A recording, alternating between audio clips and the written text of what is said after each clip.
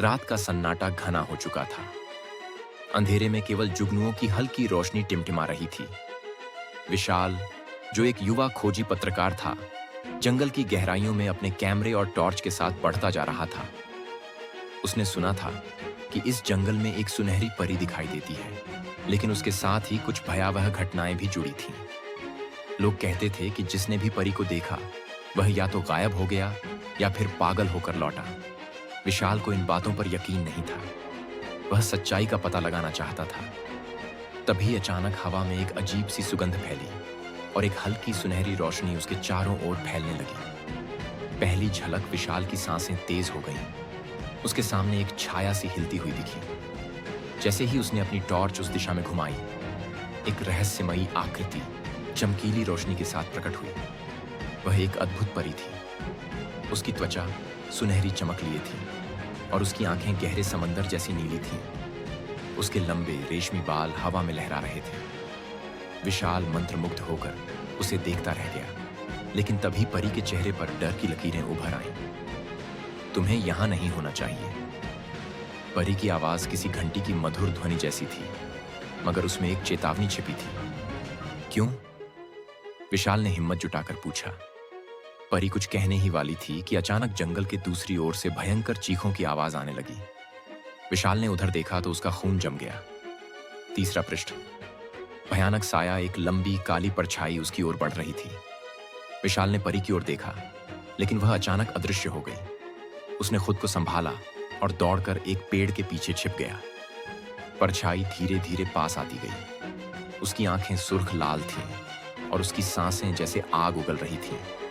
अचानक वह परछाई विशाल के ठीक सामने आ खड़ी हुई। तुमने परी को देखा है? एक गहरी गूंजती हुई आवाज आई। विशाल के रोंगटे खड़े हो गए। उसे लगा कि उसकी धड़कनें रुक जाएं। रहस्य खुलने लगा। विशाल ने हिम्मत जुटाकर पूछा, तुम कौन हो? मैं इस जंगल का रक्षक हूं। जो भी इस परी के पास आता है वह एक भयानक रहस्य में फंस जाता है, परछाई ने कहा। विशाल ने आश्चर्य से पूछा, क्यों? परी कौन है? परछाई हंसी, मगर उसकी हंसी डरावनी थी। तुम सच जानना चाहते हो? तो सुनो। जैसे ही परछाई ने हाथ बढ़ाया, एक तेज रोशनी चमकी और परी फिर से प्रकट हो गई। नहीं, इसे छोड़ दो, परी चिल्लाई। परछाई रुकी, लेकिन विशाल को महसूस हुआ कि वह कोई सामान्य आत्मा नहीं थी। परी की सच्चाई। परी ने विशाल का हाथ पकड़ लिया और हवा में उड़ने लगी। कुछ ही पलों में वे जंगल के एक गुप्त हिस्से में पहुंच गए, जहां एक पुराना महल खड़ा था। परी ने कहा, सच्चाई यह है कि मैं एक श्रापित आत्मा हूं। सदियों पहले मैं एक राजकुमारी थी और इस जंगल का शासन मेरे पिता के हाथ में था। लेकिन एक काले जादूगर ने मुझे श्राप देकर परी बना दिया और इस जंगल में कैद कर दिया। विशाल ने पूछा, तो वह परछाई कौन थी? वह वही जादूगर है जो अब भी इस जंगल पर राज करता है। जो भी मेरी सच्चाई जानने की कोशिश करता है वह उसे मार डालता है, परी ने दुखी होकर कहा। मौत का शिकंजा। अचानक महल के चारों ओर अंधेरा छाने लगा। जादूगर फिर से प्रकट हुआ। तुम्हें यह राज जानने की सजा मिलेगी युवक, उसने गरजती आवाज में कहा। विशाल ने खुद को बचाने के लिए चारों ओर देखा, लेकिन कोई रास्ता नहीं था। परी ने अपनी आंखें बंद की और कुछ बुदबुदाई। अचानक चारों ओर सुनहरी रोशनी फैल गई और जादूगर चीखने लगा। नहीं, यह संभव नहीं, वह चिल्लाया और देखते ही देखते धुएं में बदलकर गायब हो गया। विशाल ने राहत की सांस ली। परी की आंखों में खुशी के आंसू थे। तुमने मुझे बचा लिया, परी ने कहा। लेकिन अब क्या होगा? विशाल ने पूछा।